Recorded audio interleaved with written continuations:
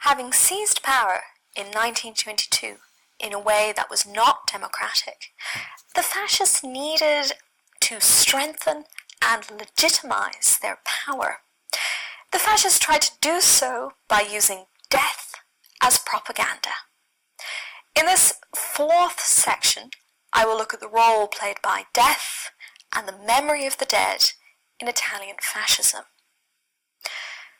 Fascism was a regime born out of violence and death. It followed the many deaths of the First World War, the bloody fights with socialists in 1918 to 1920, and the violence and intimidation of the fascist seizure of power in 1922. The fascist authorities celebrated as heroes those who had died during the March on Rome in 1922 and the struggle for the fascists to gain power. In public buildings across Italy, the authorities created spaces to celebrate those who had sacrificed their lives for the fascist cause. These spaces were called shrines, as they were sacred spaces like religious shrines. The dead within them were called fascist martyrs because they were seen to have been martyred for fascism. This is an example of a shrine for fascist martyrs from 1932, which was created for an exhibition in Rome to celebrate the 10th anniversary of the March on Rome. Essentially, the dictatorship established a cult of the dead, or a kind of religion centered around the dead. Ceremonies and rituals were held in the shrines of the fascist martyrs, and people across Italy visited these shrines to participate in these rituals. Under fascism, the cult of the dead served three main aims. The first was that it gave a sense of unity. It united the Italians through a shared memory of the dead. Nations are united because they share the same heroes. Those heroes become symbols of belonging to a nation. The fascists set out to construct a national community, or to make the Italians feel part of their nation. The memory of dead heroes offered the fascists a way to do so. The second aim was that martyrs helped to strengthen the fascist cause. Deaths show that a cause is worth dying for. They give political legitimacy and credibility to a cause. The cult of dead heroes was a way to create consent or to foster support for the fascist regime. The third aim was to make the Italians ready to fight and die for their country. War was the ultimate aim of fascism, and the cult of the dead was a way to rally the Italians to battle or to call the Italian to arms. This is based on the idea that the living owe it to the dead to continue fighting for their country. In celebrating dead heroes, the fascists were doing nothing new. The ideal of dying for the fatherland had been around for centuries. Previous Italian governments had celebrated the martyrs in the Italian struggle of independence in the 19th century. Today, those who die fighting for ISIS in Syria are celebrated as martyrs for Islam. Here in Britain, we celebrate the victims of the world wars as deaths for the fatherland. The idea of dying for the nation or for a political cause is still current. Nor did fascism celebrate only its own martyrs. The regime also honoured those who died in the 19th century for Italy's liberation and independence. For example, in 1941, the fascist authorities exhumed or dug up national heroes who had died trying to liberate Rome in the previous century.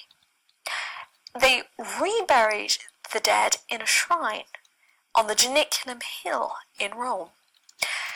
This initiative was a clever way to create a link between the fascists and the 19th century founders of Italy. This linkage gave the fascist regime a sense of legitimacy, or of their right to be in power. The fascist dictatorship also celebrated the fallen soldiers of the First World War.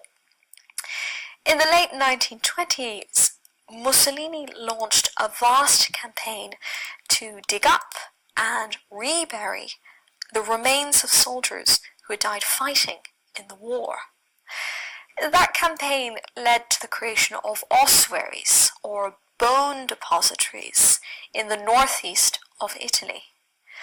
For example, the ossuary of Re di Puglia houses the bodies of over 100,000 Italian soldiers, and it was opened by Mussolini in 1938. The celebration of fallen soldiers gave the fascists an opportunity to remember the First World War as a glorious victory. It also gave them a way to claim the deaths of the war as deaths for Italy, and hence as deaths for fascism, although fascism had not been founded till after the conflict. You might have noticed that I am using religious language.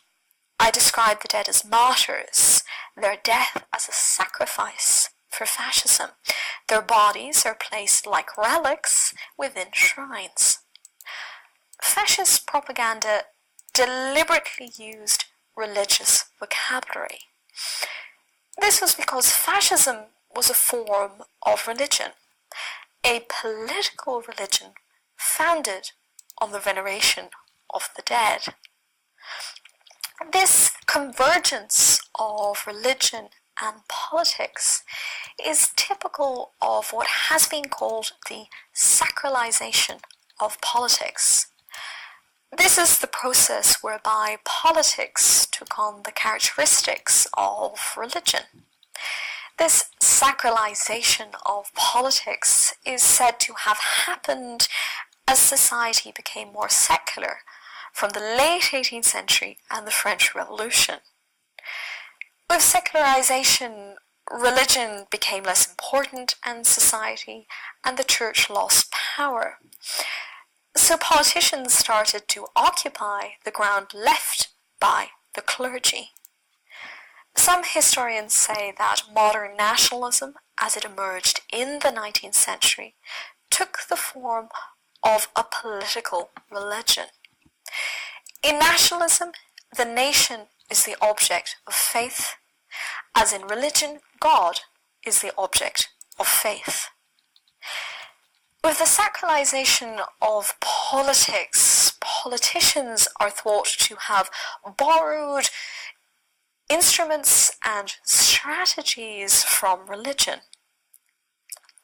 Italy was and is a Catholic country, so the fascists were operating in a deeply Catholic environment. Traditionally, martyrdom was a tool of Catholic propaganda. The Catholic martyrs were used to strengthen and to spread Catholicism. So it was a very persuasive tool of religious propaganda, which the fascists borrowed from the Catholic Church. Fascist martyrs spread fascism in the same way that Catholic martyrs spread Catholicism. To sum up, death was a key instrument of fascist propaganda. The memory of the dead was used to strengthen the fascist regime and to create a consensus around the dictatorship. The fascist authorities built shrines to fascist martyrs, or to those who were seen to have sacrificed their lives for the good of fascism. In that sense, fascism operated as a political religion, which borrowed elements of persuasion which belonged with the church, and particularly with Catholicism. This was symptomatic of the sacralization of politics, or the process whereby modern nationalism became a form of religion, in which the nation substituted God. Hence the fascist slogan, credere, ubbidire, combattere, believe, obey, fight.